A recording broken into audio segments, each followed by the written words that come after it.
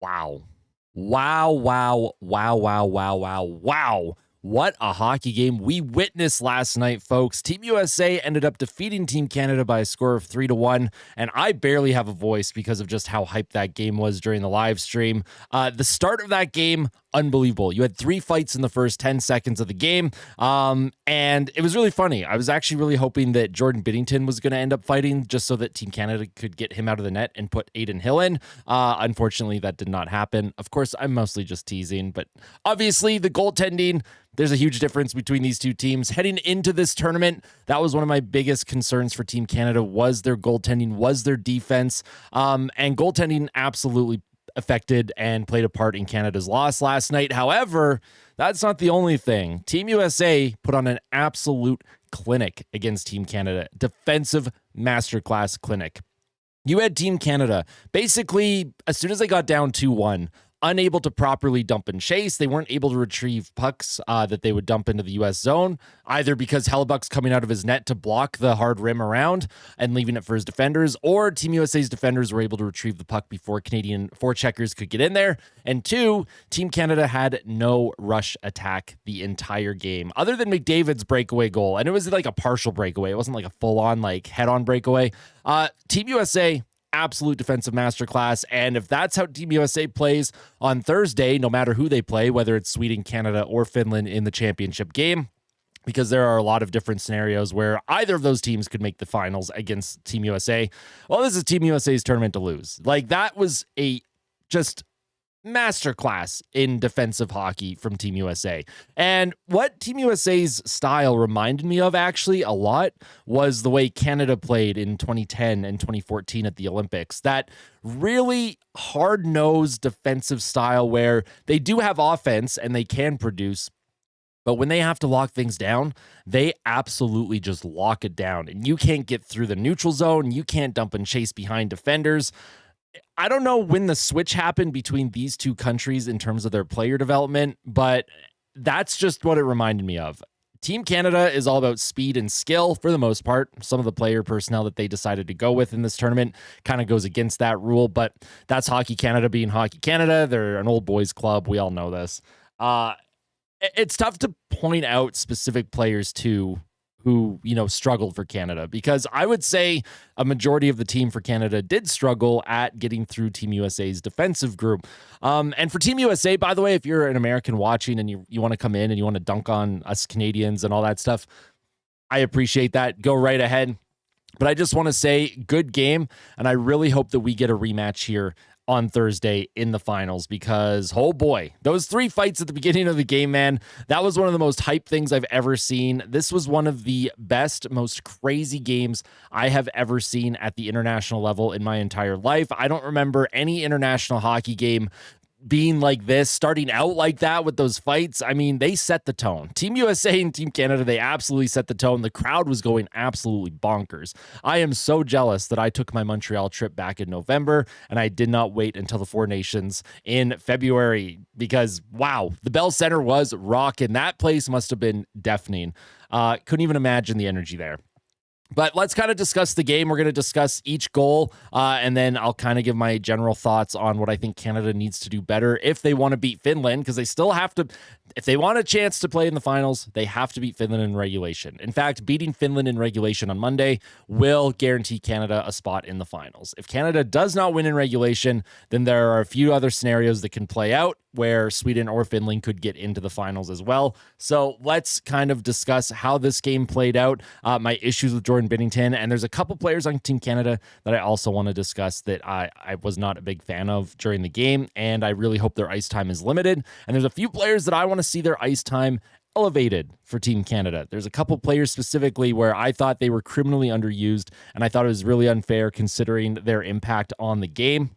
So let's discuss this. We'll go to the summary here on the NHL website. We'll go to the NHL Edge visualizer. Connor McDavid, of course, he opened the scoring up against Team USA. Puck came in. Bennington, he rimmed it around to Drew Doughty, and Drew Doughty with a great play here. He waits, and you know what? Team USA was actually in pretty good defensive formation. They had 4 guys in the neutral zone, but McDavid was able to just use his speed, cut through the middle, and he was able to just kind of go in. And like I said, it wasn't even a full breakaway. This defender for Team USA really did a good job kind of keeping McDavid a little bit to the outside, but McDavid, all-world skill, all-world class. He's able to just backhand it, roof it over Hellebuck's shoulder. Wait, hold on. Was that Hellebuck that was way out of his net? What is going on here? Where's Hellebuck? What is this? That was Hellebuck in the net. I don't know why it's not showing Hellebuck in the crease there. I don't know what's going on with the edge visualizer. It was missing Hellebuck in the crease. I got really confused for a second. That just looked awkward to me. Jake Guentzel, though, he tied the game up about 5 minutes later on a shot that you absolutely cannot give up if you're Jordan Binnington.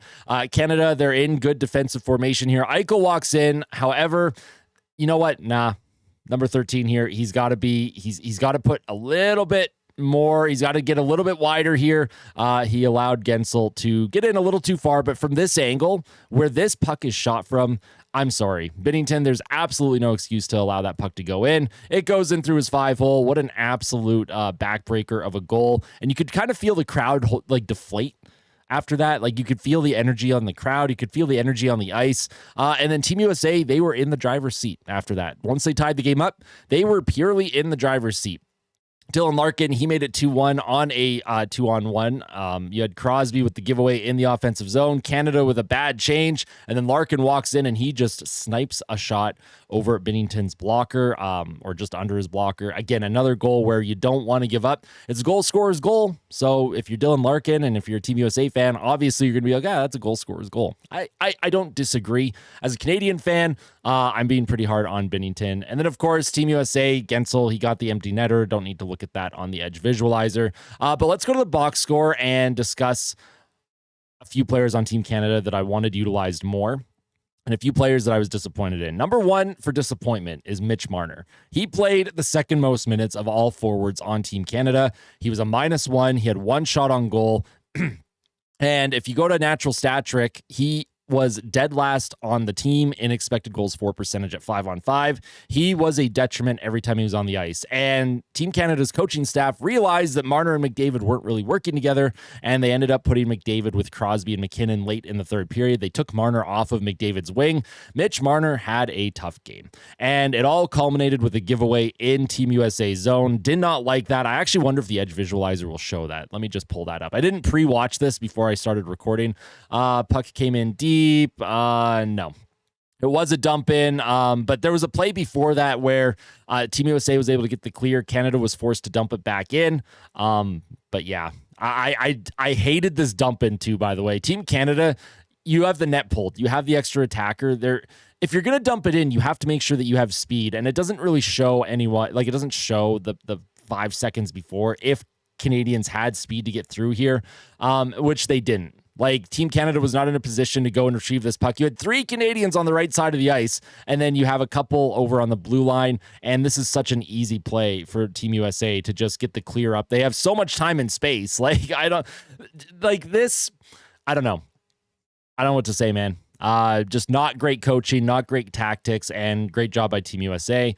But a player that I thought was really underused, in my opinion, all the way down here. You had Brad Marchand, who only played 8:23 the entire game, and you had Sam Bennett, who only played 7:41. Now, I'm disappointed Bennett wasn't in the lineup more because he had 3 shots on goal, he had 4 hits, and he had an impact when he was on the ice. And against a team like Team USA, where they have some hard-nosed players, they have guys that can, rough you along the boards. We saw Charlie McAvoy get, he absolutely leveled McDavid numerous times in this game. Canada had no answer. Canada had no answer to how Team USA was playing from the physical side. Now, I know the hits are very similar, 34-29 here, but it's the way Team USA hits. It is like bone-crushing hits. Team Canada, they're hitting to gain possession. They're not really hitting to put you through the boards, put you through the glass. Team USA, that's what they're doing in this game, and that's what they were doing. They were trying to put players through the glass, through the boards. I wouldn't say they were trying to hurt anyone. They were good hits, good, clean hockey hits. And then on defense, Josh Morrissey led the way for Canada, but it was Thomas Harley who played 18-17, who I thought had the best game on the back end for Canada. I know Doughty was the +1. I know he had the assist on McDavid's goal.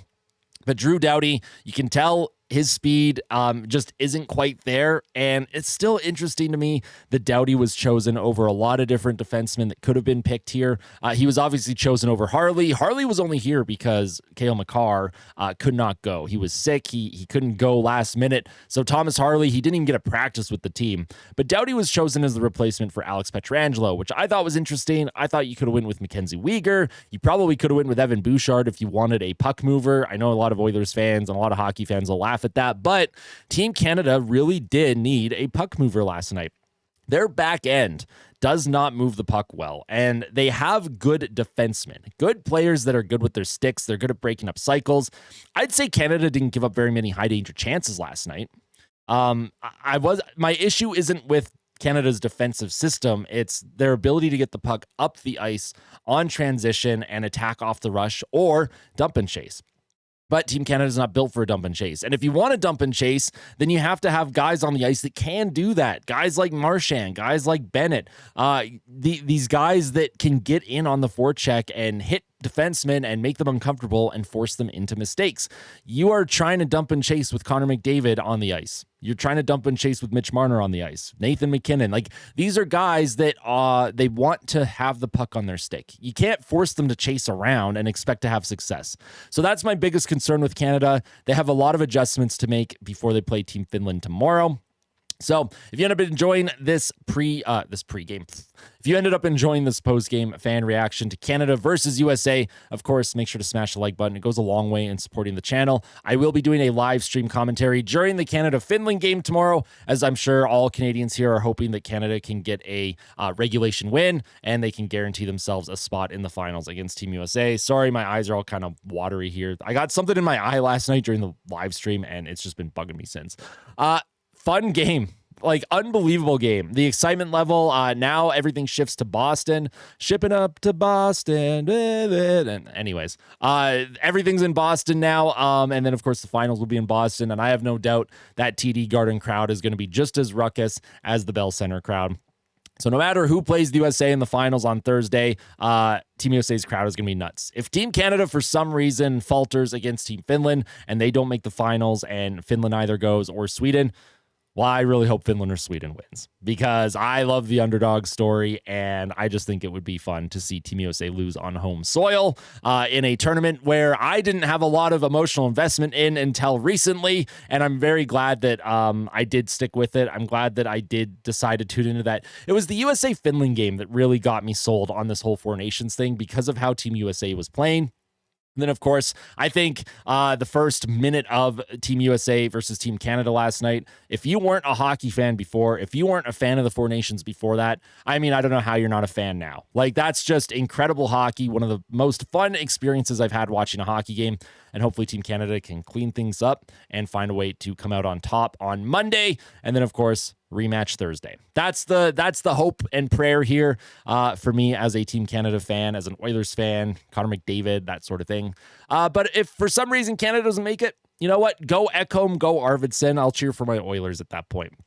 That's all from me, folks. Thank you for tuning in. As always, if you liked this video, make sure to subscribe and like the video. It goes a long way in supporting. Make sure you tell someone that you love them. And as always, fight like a kid, fight like Ben. Let's go, Canada.